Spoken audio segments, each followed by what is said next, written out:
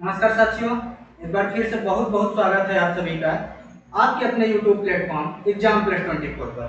साथियों, जैसा कि हमने पिछली क्लास में पढ़ाया था, यूपीएससी पीईटी अर्थात प्रारंभिक अर्हता परीक्षा जो 2021, 2022 और 2023 में हुई थी, उनके पॉलिटी के प्रश्नों का 20 प्रश्न आप सभी को हम कराए थे। क्या कराए थे साथियों? तो 20 प्रश्न आप सभी को हम प्रयाग सीरीज फर्स्ट के माध्यम से कराए थे।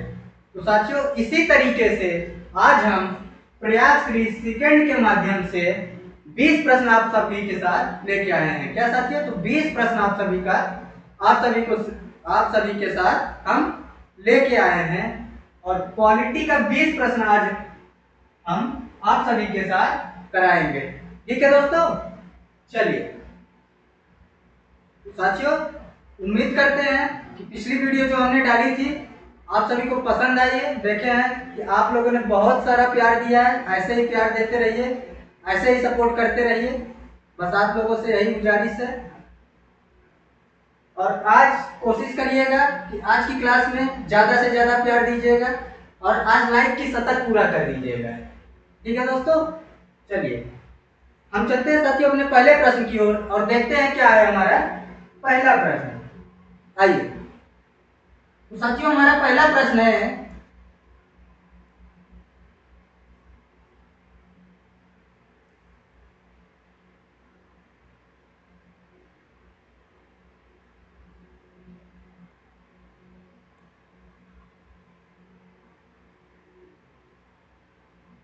बोर्ड पे पूरा दिख रहा है आप लोगों को दोस्तों?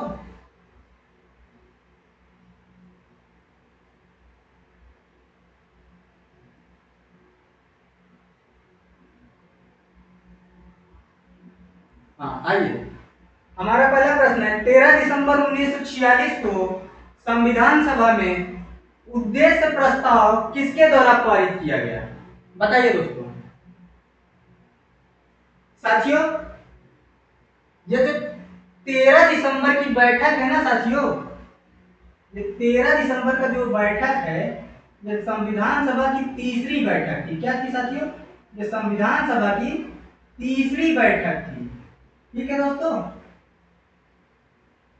और इसमें जो उद्देश्य प्रस्ताव पारित किया गया वो किस लिए पारित किया गया? साथियों, इसको ध्यान में देखिए, ध्यान से देखिएगा कि उद्देश्य प्रस्ताव का मतलब क्या था। उद्देश्य प्रस्ताव के माध्यम से यह बताया गया था कि आप इस उद्देश्य प्रस्ताव के माध्यम से आपका उद्देश्य क्या है। क्या साथियों?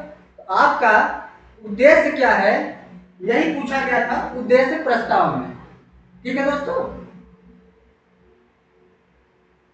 उम्मीद करते हैं ये प्रश्न आप सभी को समझ में आया था। और ये 13 दिसंबर की जो बैठक थी वो कैसी थी साथियों? ये 13 दिसंबर की जो बैठक थी साथियों, ये संविधान सभा की तीसरी बैठक थी। क्या थी? संविधान सभा की तीसरी बैठक थी। और ये उद्देश्य प्रस्ताव जो पास हुआ साथियों, ये उद्देश्य प्रस्ताव एग्जैक्टली पास होता है साथियों 22 जनवरी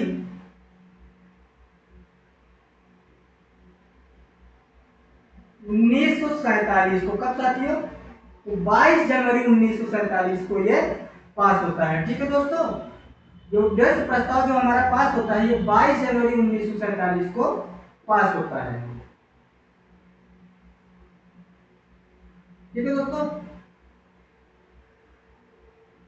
22 जनवरी 1947 को हमारा उद्देश्य प्रस्ताव पास होता है साथियों। और जैसा कि आप सभी को पता होगा कि क्या साथियों, हमने बताया कि किस नंबर की बैठक थी? तो तीसरे नंबर की बैठक थी। तो जवाहरलाल नेहरू इसका आंसर हो जाएगा। क्या साथियों? तो जवाहरलाल नेहरू इसका आंसर हो जाएगा। और इसी तरीके से अगर आपसे साथियों पूछा जाए, क्या पूछा जाए आपसे साथियों? आपसे अगर पूछा जाए कि संविधान, भारतीय संविधान द्वारा संविधान निर्माण का संकल्प किसने पास किया था? साथियों याद करिएगा,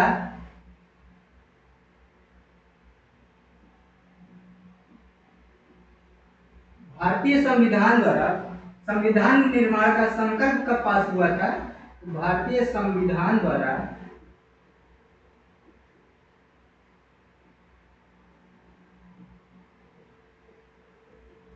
संविधान निर्माण का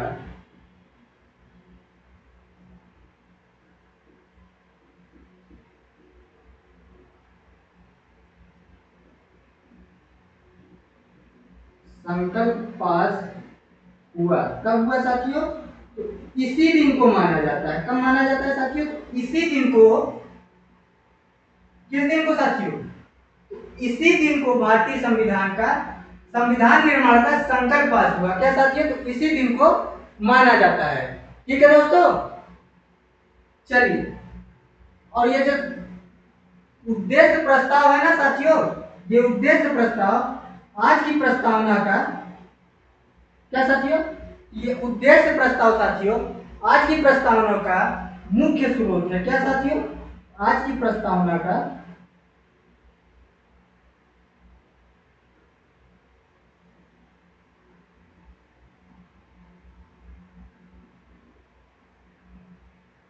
मुख्य स्रोत है।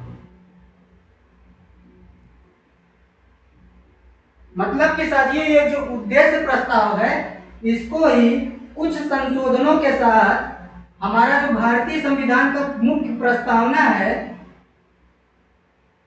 उसमें ऐड किया गया। क्या साथियों?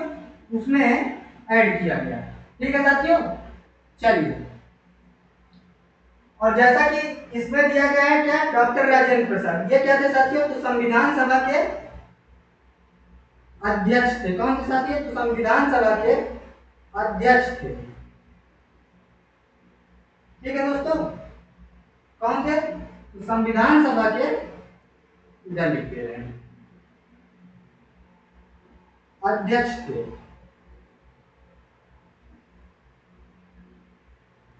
और आजाद भारत के पहले राष्ट्रपति थे। क्या साथियों? तो आजाद भारत के पहले राष्ट्रपति डॉक्टर राजेंद्र प्रसाद जी थे। ठीक है साथियों। और सरोजिनी नायडू, देखिए सरोजिनी नायडू क्या थी? उत्तर प्रदेश की पहली महिला राज्यपाल थी। क्या थी साथियों? तो उत्तर प्रदेश की पहली महिला राज्यपाल थी और किसी भी राज्य की पहली महिला राज्यपाल थी। इसी तरीके से सरदार वल्लभ भाई पटेल। क्या साथियों? तो सरदार वल्लभ भाई पटेल देश के पहले गृह मंत्री थे। क्या थे साथियों? तो देश के पहले गृह मंत्री थे। ठीक है साथियों, चलिए। और देश के पहले उप प्रधानमंत्री भी ये थे। आइए साथियों अगले प्रश्न पर चलते हैं। तो हमारा अगला प्रश्न है साथियों, किसके पास मौलिक अधिकार को लागू करने का लागू करने की शक्ति है? क्या साथियों? तो किसके पास मौलिक अधिकार को लागू करने की शक्ति है?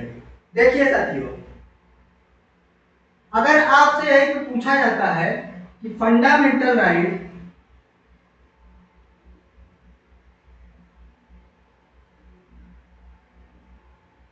अर्थात या फिर संविधान का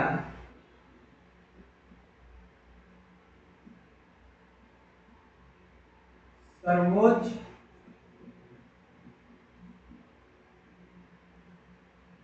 संरक्षक, इसका जवाब तो आप लोग आसानी से बता देंगे। कौन है साथियों? इसका जवाब तो आप लोग आसानी से बता देंगे। कौन है? तो सुप्रीम कोर्ट है। इसी तरीके से इस प्रश्न का आंसर क्या आ जाता है साथियों? सर्वोच्च न्यायालय और उच्च न्यायालय। क्या? तो सर्वोच्च न्यायालय और उच्च न्यायालय। देखिए अनुच्छेद 32 के तहत सर्वोच्च न्यायालय के पास यह अधिकार है। और अनुच्छेद 200,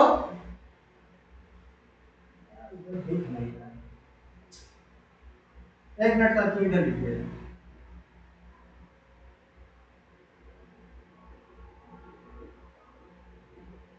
देखिए अनुच्छेद 32 के तहत सर्वोच्च न्यायालय के पास यह अधिकार है। और अनुच्छेद 226 के तहत, किसके साथियों? अनुच्छेद 226 के तहत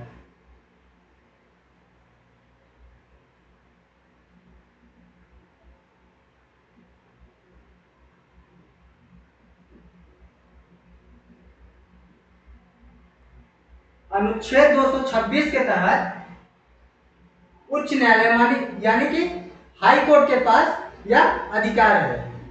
ठीक है दोस्तों, चलिए।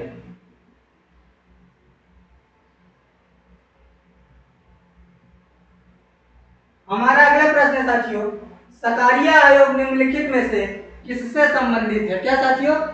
तो ध्यान से देखिए क्वेश्चन, सकारिया आयोग निम्नलिखित में से किससे संबंधित है? आइए दोस्तों, क्या है साथियों? तो सकारिया आयोग निम्नलिखित में से किससे संबंधित है? केंद्र और राज्य के बीच संबंध। क्या साथियों? तो केंद्र और राज्य के बीच संबंध से संबंधित है।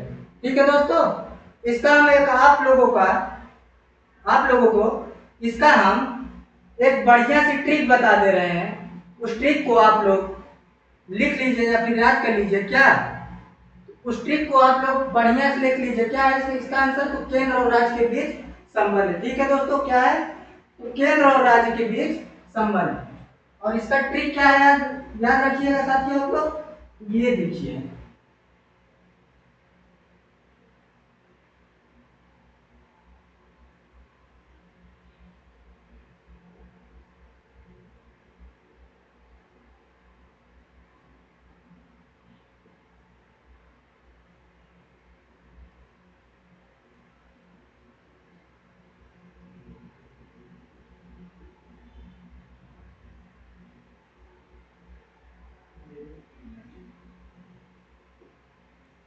इसका ट्रिक आप लोग क्या याद रखेंगे साथियों? प्रशासकीय राज्य सरकार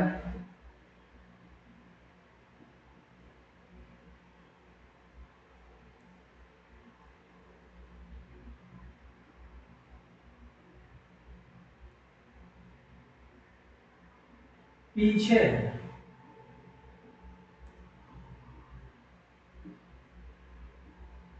क्या साथियों? तो प्रशासकीय राज्य सरकार पीछे है। देखिए दोस्तों, ट्रिक क्या है इसकी, इधर आइए।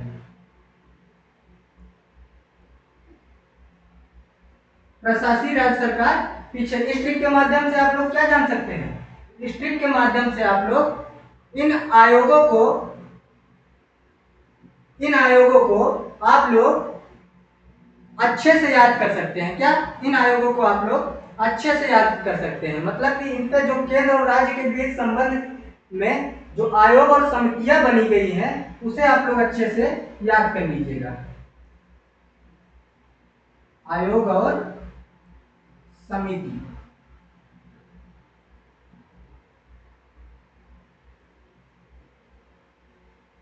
ठीक है दोस्तों, चलिए आइए देखते हैं क्या है हमारी ट्रिक। प्रशासनिक मतलब प्रशासनिक सुधार आयोग।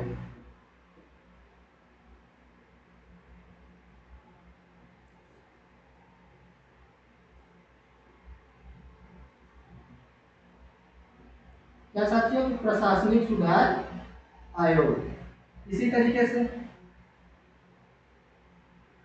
अगला क्या हो जाएगा? शीतल वाड़ समिति। क्या हो जाएगा साथियों? शीतल वाड़ समिति।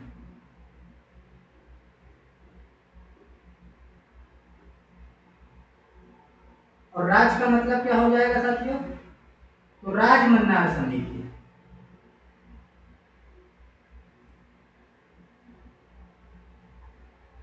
ठीक है दोस्तों, राजमन्नार समिति।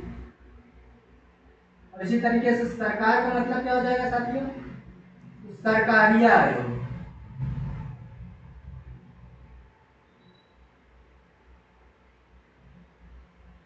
क्या साथियों? सरकारिया आयोग। पीछे का मतलब क्या हो जाएगा साथियों? पुंछी आयोग। मदन मोहन पुंछी आयोग।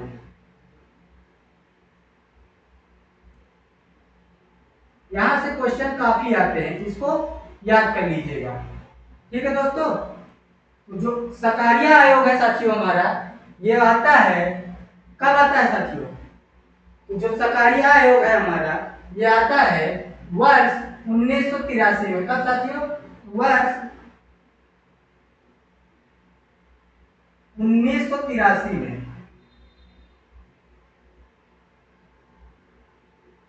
इसी तरीके से साथियों हमारा पुंछी आयोग आता है 2005 में। कब साथियों? वर्ष 2005 में। इसी तरीके से साथियों हमारा प्रशासनिक सुधार आता है वर्ष 1957 में। कब साथियों? वर्ष 1957 में यह गठित होता है। ठीक है दोस्तों, चलिए उम्मीद करते हैं कि ये ट्रिक आप सभी को अच्छे से समझ में आई होगी और ये ट्रिक के माध्यम से ये जो आयोग गठित हुए हैं किसपे, केंद्र और राज्य के बीच संबंध स्थापित करने में, वो आप लोगों को अच्छे से याद हो जाएगी। ठीक है दोस्तों, चलिए हम चलते हैं साथियों अपने अगले प्रश्न पर। तो हमारा अगला प्रश्न है साथियों, निम्नलिखित में से किसे किसे किसी केंद्र शासित प्रदेश में उच्च न्यायालय स्थापित करने का अधिकार है? किसके पास है साथियों? बताइए इसका आंसर। क्वेश्चन आप लोग अच्छे से देख लीजिए, किसके पास है?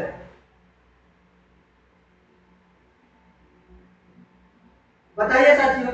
तो साथियों इसका राइट आंसर हो जाएगा संसद के पास। किसके पास है? तो संसद के पास यह अधिकार है। देखिए साथियों, आर्टिकल, ध्यान से देखिएगा साथियों, आर्टिकल 214 के तहत राज्य सरकार के पास है। किसके पास?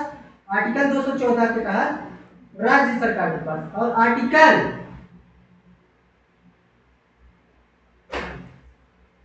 ध्यान से देखिएगा साथियों, आर्टिकल 241 के तहत यूनियन टेरेटरी, क्या साथियों? यूनियन टेरेटरी, यूटी,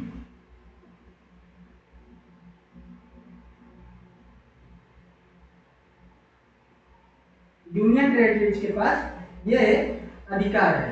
ठीक है दोस्तों, ध्यान से देखिएगा।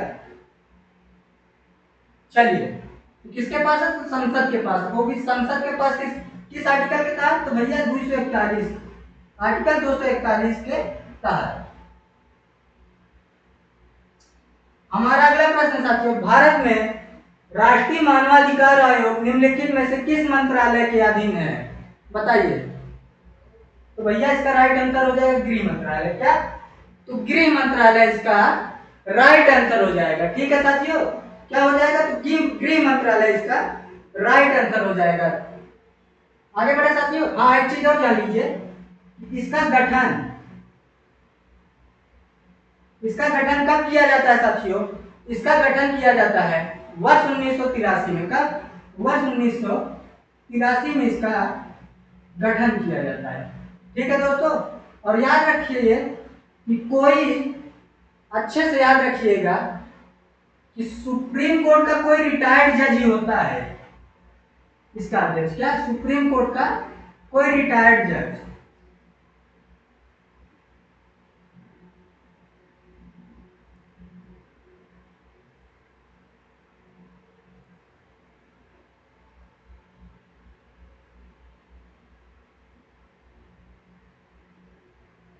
ठीक है दोस्तों, क्या होता है? तो इसका अध्यक्ष होता है। ठीक है दोस्तों, चलिए लिख दे रहे हैं नाम। क्या होता है? अध्यक्ष। आइए हमारा अगला प्रश्न है साथियों, भारत के संविधान में इनमें से क्या राज्य सूची में नहीं है? क्या नहीं है साथियों? दंड प्रक्रिया संहिता। क्या? दंड प्रक्रिया संहिता। ये हमने आपको पिछली क्लास में ही बताया था कि राज्य सूची में कितने विषय हैं साथियों? तो राज्य सूची में है, क्या साथियों? तो राज्य सूची में कितने विषय हैं? टोटल 61 विषय हैं, उसी के अंतर्गत ये आता है। ठीक है दोस्तों, चलिए हमारा अगला प्रश्न है साथियों, अनुच्छेद 245 के अनुसार संसद का कार्य है। क्या है साथियों? बताइए, ध्यान से देखिएगा। अनुच्छेद 245 के अनुसार संसद का कार्य है, तो क्या है साथियों? कानून बनाना। क्या है? कानून बनाना है। हमारा अगला प्रश्न है साथियों, निम्नलिखित में से कौन सा अनुच्छेद भारतीय संविधान में सर्वोच्च न्यायालय की स्थापना और गठन के बारे में है? देखिए साथियों, इसका राइट आंसर क्या हो जाएगा? पिछली क्लास में हमने बताया था सर्वोच्च न्यायालय की स्थापना किस अनुच्छेद के तहत होती है? 124 के तहत। किसके? 124 के तहत। और तो और देखिए साथियों,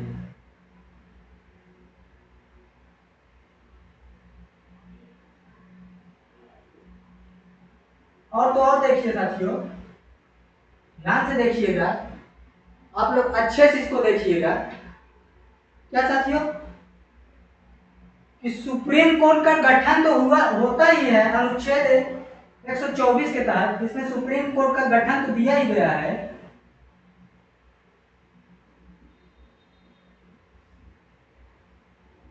साथ ही साथ साथियों, क्या?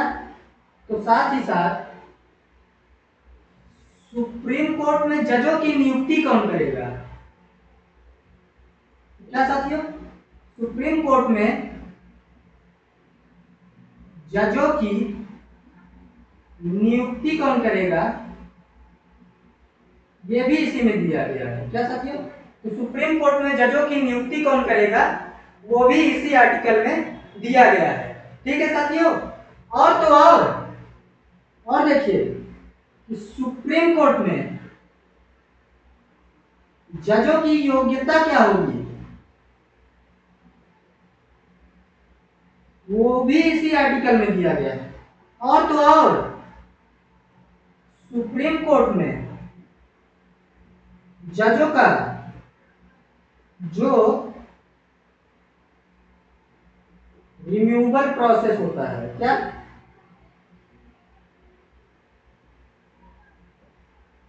वो भी इसी में दिया गया है। ठीक है दोस्तों? सुप्रीम कोर्ट में जजों का जो रिमूवल प्रोसेस होता है वो भी इसी आर्टिकल में दिया गया है। मतलब कि अनुच्छेद 124 अपने आप में बहुत बड़ा आर्टिकल है। ठीक है दोस्तों? चलिए, हमारा अगला प्रश्न है साथियों, निम्नलिखित में से कौन से मौलिक कर्तव्य हैं? बताइए। सार्वजनिक संपत्ति की सुरक्षा करना, वैज्ञानिक दृष्टिकोण और मानवाधि मानववाद विकसित करना, भारत की संप्रभुता, अखंडता और एकता की रक्षा करना है। तो भैया ये तीनों है। क्या है? तो ये तीनों है। ठीक है साथियों? चलिए, हमारा अगला प्रश्न है साथियों, 42वें संशोधन के माध्यम से संविधान में कौन सा न्याय डीपीएसपी राज्य नीति के निर्देशक सिद्धांत जोड़ा गया था? क्या जोड़ा गया था साथियों? साथियों एक बात आप लोग देखिए, जो 42वां संविधान संशोधन है ना, ये कब हुआ था साथियों? एक चीज ध्यान से देखिए, जो 42वां संविधान संशोधन हुआ था ये वर्ष 1976 में हुआ था और इंदिरा गांधी की सरकार में हुआ था। और इसमें क्या पूछा गया साथियों? कौन सा नया डीपीएसपी जोड़ा गया है? तो साथियों 3 नया डीपीएसपी जोड़ा गया है। क्या? 3 नया डीपीएसपी जोड़ा गया है। कौन कौन सा जोड़ा गया है साथियों? एक है आर्टिकल 39 है। क्या है साथियों? आर्टिकल 39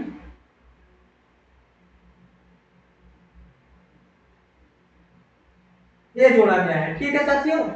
क्या जोड़ा गया है? तो आर्टिकल 39 ये जोड़ा गया है। इसी तरीके से साथियों हमारा आर्टिकल 43 ये जोड़ा गया है।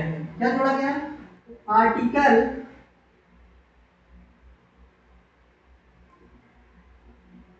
43 ये जोड़ा गया है। ठीक है दोस्तों? और इसी तरीके से साथियों हमारा अगला है, क्या है बताइए दोस्तों? क्या है अगला हमारा? तो आर्टिकल 48 है। क्या साथियों? तो आर्टिकल 48 ए। आर्टिकल 39 ए जो जोड़ा गया था वो तो साथियों इसी से था। किससे था? इसी से था, समान न्याय और निःशुल्क विधिक सहायता। किससे था साथियों? समान न्याय और निःशुल्क विधिक सहायता। और आर्टिकल 43 ए जो है वो क्या है? उद्योगों के प्रबंध में। क्या है साथियों? उद्योगों के प्रबंध में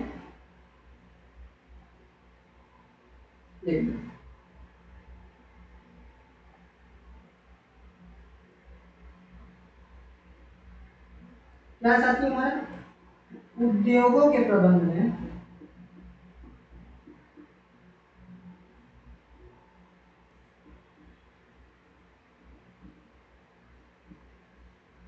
कर्मकारों का हिस्सा लेना।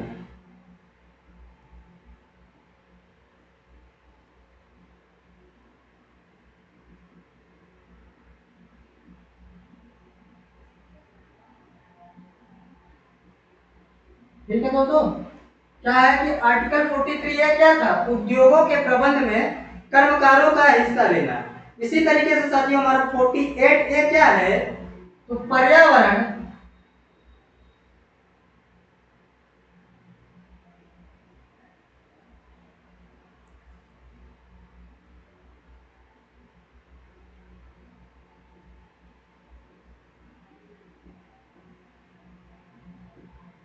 पर्यावरण में वन्य जीवों और क्या था साथियों, तो पर्यावरण में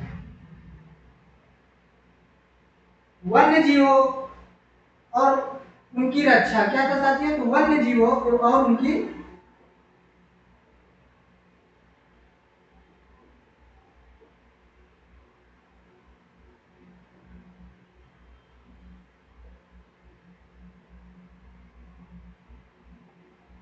रक्षा। ठीक है दोस्तों, इसका राइट आंसर क्या हो जाएगा, समान न्याय और निःशुल्क विधिक सहायता। चलिए हमारा अगला प्रश्न है साथियों, भारत की पंचायती राज व्यवस्था में कितने स्तर हैं, बताइए भैया कितने स्तर है, बताइए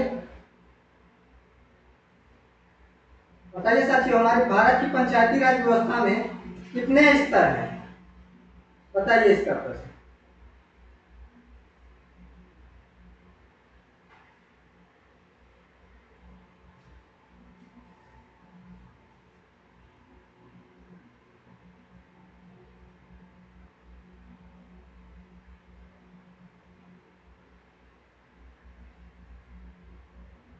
भारत की पंचायती राज व्यवस्था में कितने स्तर हैं भैया, 3 स्तर हैं। कितने, 3 स्तर हैं।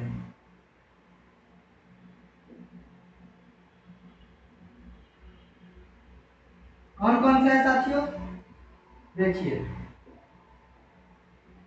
कौन कौन सा है साथियों, इसको ध्यान से देखिएगा कौन कौन से है। एक है जिला पंचायत,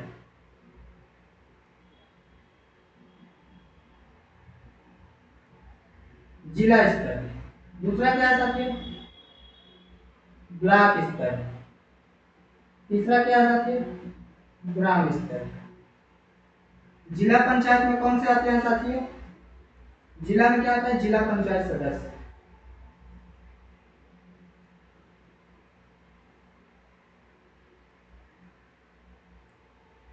क्या आता है साथियों, जिला पंचायत सदस्य आते हैं। ठीक है साथियों, ब्लॉक में क्या आता है साथियों, ध्यान से देखिएगा, ब्लॉक में क्या आता है साथियों, तो ब्लॉक में आता है पंचायत समिति।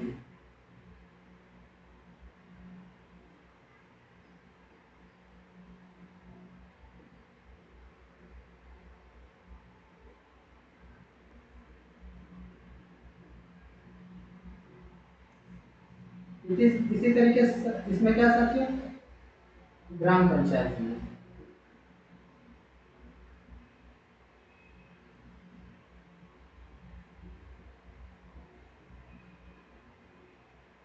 जिसमें क्या आता है, ग्राम प्रधान आते हैं। ब्लॉक पंचायत समिति में क्या आता है, ब्लॉक प्रमुख अर्थात बीडीसी आते हैं। और जिला पंचायत में क्या आते हैं साथियों, तो जिला पंचायत सदस्य आते हैं, मतलब जिला। ठीक है दोस्तों, चलिए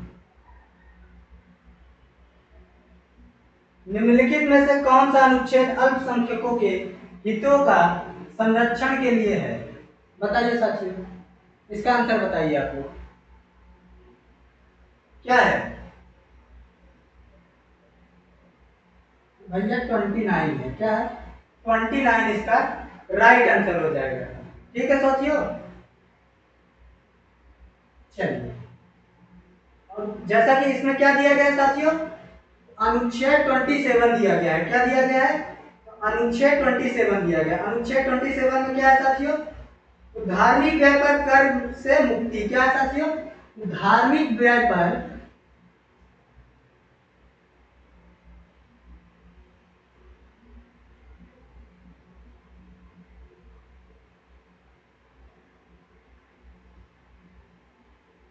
कर से मुक्ति।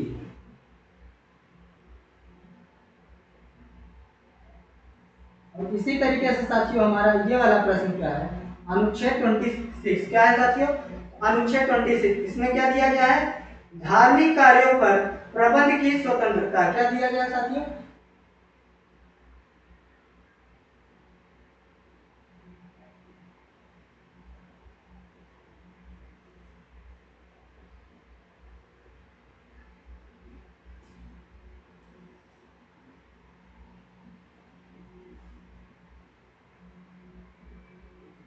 स्वतंत्रता।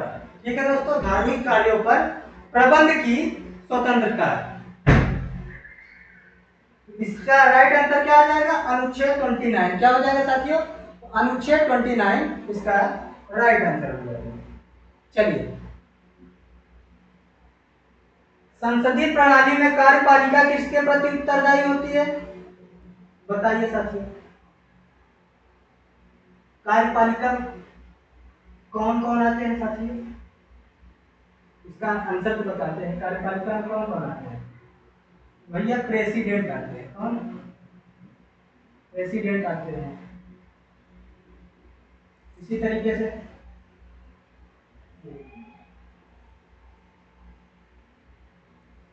कार्यपालिका में कौन कौन आते हैं साथियों, प्रेसिडेंट आते हैं। इसी तरीके से वाइस प्रेसिडेंट आते हैं। और अगला कौन आता है साथियों, प्रधानमंत्री आते हैं। कौन आते हैं, प्रधानमंत्री आते हैं। और कौन आता है साथियों कार्यपालिका में,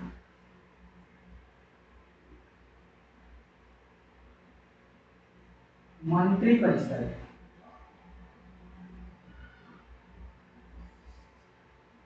और कौन आते हैं साथियों कार्यपालिका में, महान्यायवादी।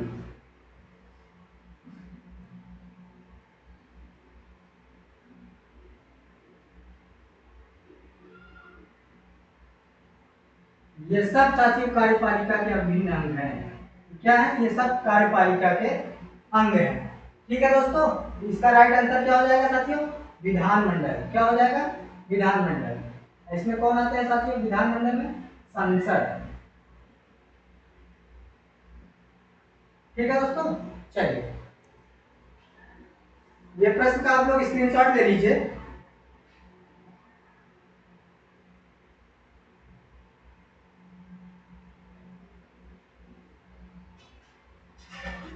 ठीक, निम्नलिखित में से कौन सी भारतीय संविधान की मुख्य विशेषता नहीं है, भैया द्विस्तरीय सरकार थोड़ी ना है अपने यहाँ। भारत दुनिया का एकमात्र भारत दुनिया का एकमात्र देश है जहां 3 स्तरीय सरकार है। कितने साथियों, 3 स्तरीय सरकार है। कौन कौन से साथियों, देखिए कौन कौन से, देखिए ध्यान से देखिए। पहला क्या हो गया साथियों, सबसे ऊपर केंद्र सरकार।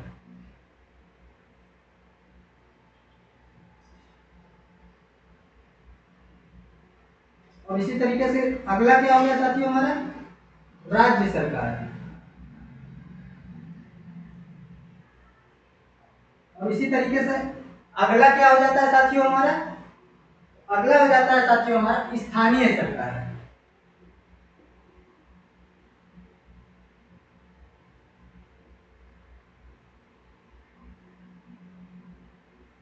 ठीक है साथियों, केंद्र सरकार, राज्य सरकार और स्थानीय सरकार।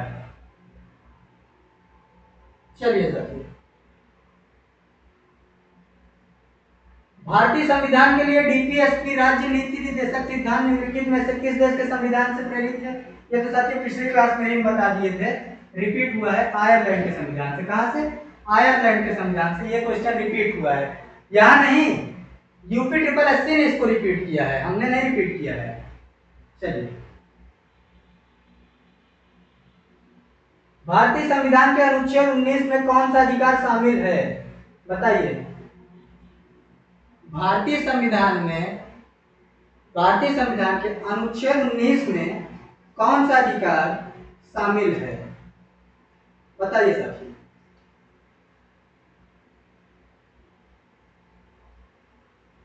ये देखिए साथियों,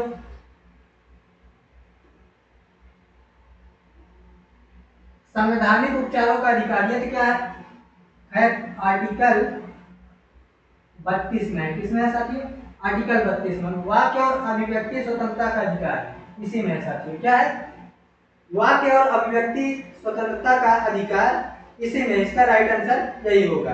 और शोषण के विरुद्ध अधिकार 23 से 24 में है, किसमें है साथियों, 23 से 24 में है। धर्म की स्वतंत्रता का अधिकार साथियों,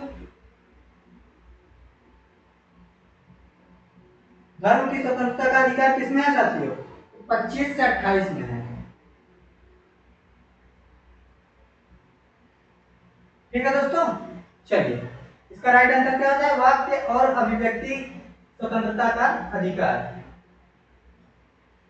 अगला प्रश्न है साथियों हमारा, निम्न में से किसमें मौलिक कर्तव्यों को उल्लिखित किया गया है।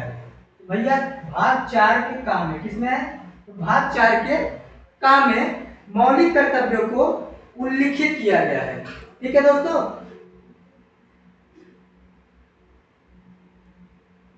भाग 4 के काम में मौलिक कर्तव्यों को उल्लिखित किया गया है, और भाग 4 के काम में ही अनुच्छेद 51A आता है, क्या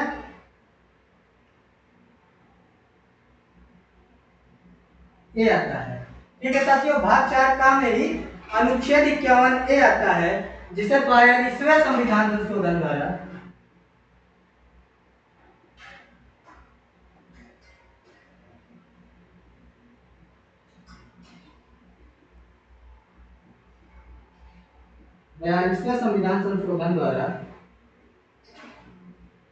सरदार स्वर्ण सिंह समिति की सिफारिश पर लागू किया गया था। क्या साथियों, जिसे 42वें संविधान संशोधन द्वारा सरदार स्वर्ण सिंह समिति की सिफारिश पर लागू किया गया था।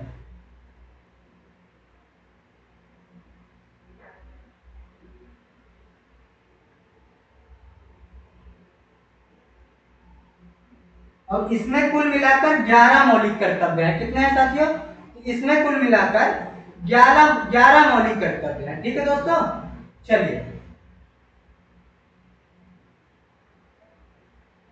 हमारा अगला प्रश्न साथियों, निम्न में से कौन सा अनुच्छेद धन विधेयक को परिभाषित करता है। देखिए साथियों, क्या दिया गया है कि निम्न में से कौन सा अनुच्छेद धन विधेयक को परिभाषित करता है। साथियों अनुच्छेद 111, इसमें क्या दिया गया है, राष्ट्रपति की वीटो पावर दिया गया है। क्या साथियों, राष्ट्रपति की वीटो पावर दिया गया है। और अनुच्छेद 112, इसमें क्या दिया गया है साथियों, बजट दिया गया है। हालांकि बजट शब्द का उल्लेख इसमें नहीं किया गया है, इसमें क्या किया गया है साथियों, वार्षिक वित्तीय विवरण। क्या साथियों, वार्षिक वित्तीय विवरण का उल्लेख इसमें किया गया है। जी हाँ, फाइनेंशियल एनुअल फाइनेंशियल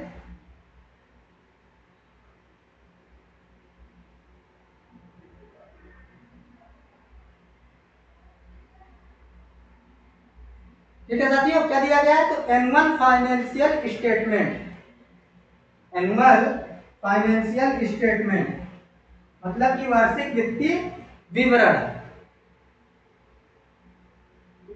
इसका राइट आंसर क्या हो जाएगा, अनुच्छेद 110। क्या साथियों, अनुच्छेद 110 में धन विधेयक को परिभाषित किया गया है। ठीक है साथियों, चलिए तो हमारा अगला प्रश्न क्या है साथियों, ब्रिटिश प्रधानमंत्री रैमसे मैकडोनाल्ड द्वारा बनाया गया सांप्रदायिक पुरस्कार निम्नलिखित में से किसका परिणाम था, बताइए, बताइए साथियों इसका आंसर।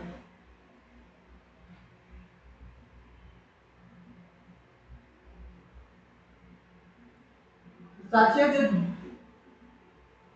द्वितीय गोलमेज सम्मेलन है ना, 1931 में,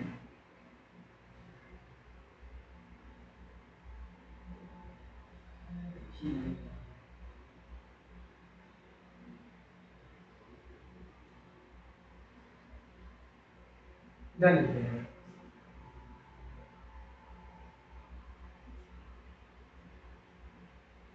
क्या दिया गया साथियों? तो ब्रिटिश प्रधानमंत्री रैमसे मैकडोनाल्ड द्वारा बनाया गया सांप्रदायिक पुरस्कार निम्नलिखित में से किसका परिणाम था?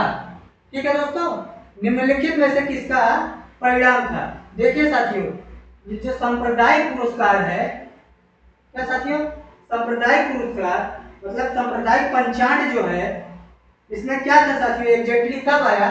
तो ये एग्जैक्टली आता है साथियों 16 अगस्त 1932 को। कब साथियों? 16 अगस्त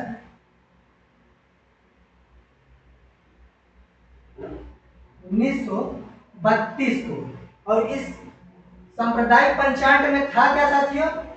ये सांप्रदायिक पंचांग में ये था साथियों, हाँ देखिए, द्वितीय गोलमेज सम्मेलन कब हुआ था साथियों? 1931 में। कब साथियों? 1931 में द्वितीय गोलमेज सम्मेलन होता है। ठीक है साथियों, और इस सांप्रदायिक पंचांग में क्या था साथियों? और इसी द्वितीय गोलमेज सम्मेलन में गांधी जी ने हिस्सा लिया। क्या साथियों? इसी द्वितीय गोलमेज सम्मेलन में गांधी जी ने हिस्सा लिया, मतलब कि कांग्रेस ने हिस्सा लिया। ठीक है दोस्तों, चलिए, इस सांप्रदायिक पंचांग में था क्या साथियों? इस सांप्रदायिक पंचांग में था कि दलितों को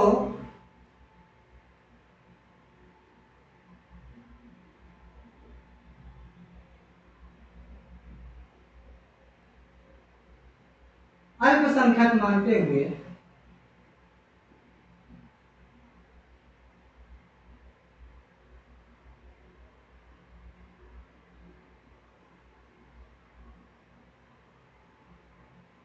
आरक्षण दिया गया।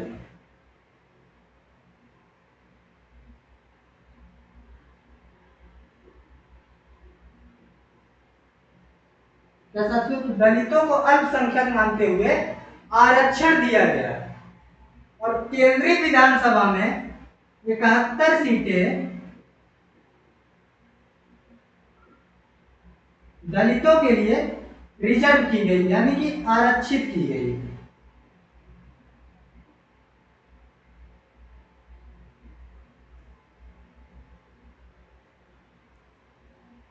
लेकिन साथियों एक बात देखिए आप, यहाँ पर कुछ मामला होता है। मामला ये होता है कि दलितों को अल्पसंख्यक मानते हुए आरक्षण तो दिया गया, लेकिन इन्हें हिंदू धर्म से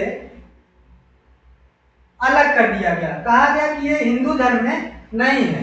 ठीक है साथियों, इन्हें हिंदू धर्म से अलग कर दिया गया। और इसी में गांधी जी ने हिस्सा लिया था, और गांधी जी को यह बात खराब लगी। गांधी जी ने आर्म्ड और अनशन पर बैठे गांधी जी, और गांधी जी और अंबेडकर के बीच में पूना समझौता होता है। क्या होता है साथियों? पूना समझौता होता है। कहाँ पे? पूना में।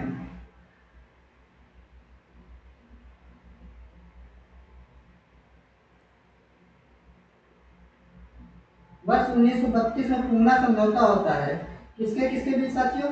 तो गांधी जी और अंबेडकर जी के बीच में।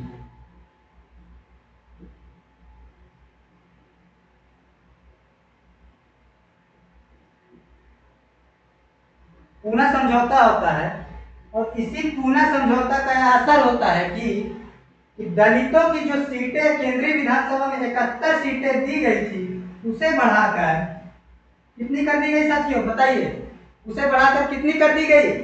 तो साथियों उसे बढ़ाकर 147 कर दी गई।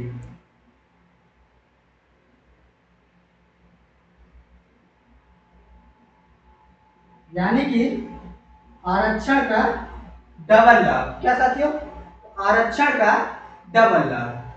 ठीक है दोस्तों, और ये जो गोलमेज सम्मेलन हुआ था ना साथियों, ये जो गोलमेज सम्मेलन हुआ था, गोलमेज सम्मेलन पे आइए आप लोग। तो जो हमारा पहला गोलमेज सम्मेलन हुआ था, तीन गोलमेज सम्मेलन टोटल हुए थे। कितने साथियों?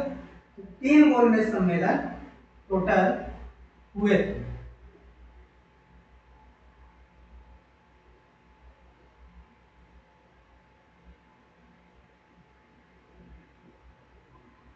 पहला गोलमेज सम्मेलन हुआ था हमारा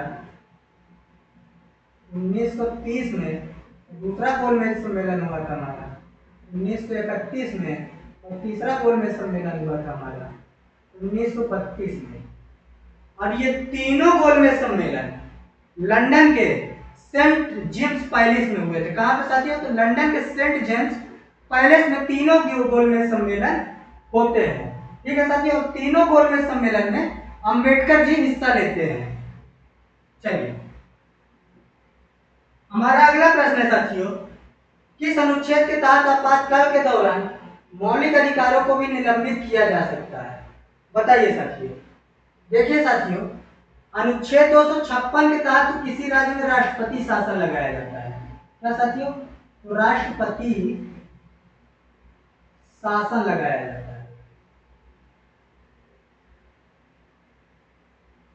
और अनुच्छेद 359 इसका आंसर हो जाएगा। और अनुच्छेद 344 के तहत क्या दिया गया? अनुच्छेद 344 में राजभाषा आयोग दिया गया है।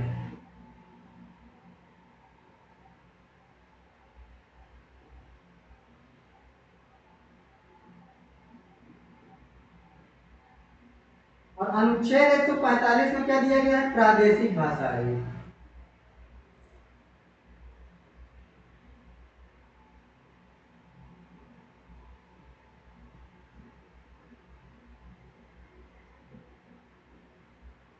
ये प्रादेशिक भाषा आयोग है क्या? तो देखिए, किसी राज्य द्वारा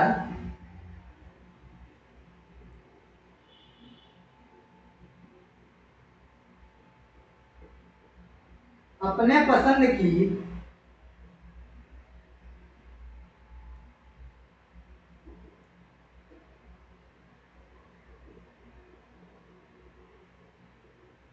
किसी भी भाषा को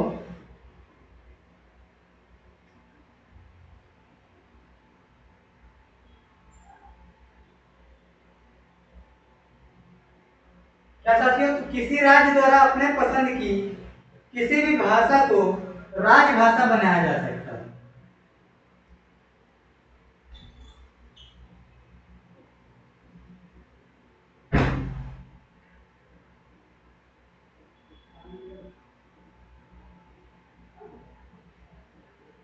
ठीक है दोस्तों, चलिए, और इसमें क्या दिया गया कि किसी अनुच्छेद के तहत आपातकाल के दौरान मौलिक अधिकारों को भी निलंबित किया जा सकता है। तो अनुच्छेद 359 के तहत, किसके तहत? अनुच्छेद 359 के तहत। लेकिन एक बात याद रखिएगा कि क्या अनुच्छेद 20 और व 21 को छोड़कर, क्या साथियों? अनुच्छेद 20 व 21 को छोड़कर। ठीक है साथियों, चलिए, तो साथियों, आज का क्लास हमारा यहीं पे होता है समाप्त। मिलते हैं आप सभी को अगली क्लास में। तब तक के लिए मन से पढ़ाई करते रहिए, मन लगा के पढ़ाई करिए। ठीक है साथियों, और वीडियो अच्छी लगेगी, क्लास अच्छी लगेगी, ज़्यादा से ज़्यादा लोगों के पास शेयर करिएगा, ज़्यादा से ज़्यादा लाइक करिएगा, और चैनल को सब्सक्राइब करिए ज़्यादा से ज़्यादा। ठीक है साथियों, चलिए,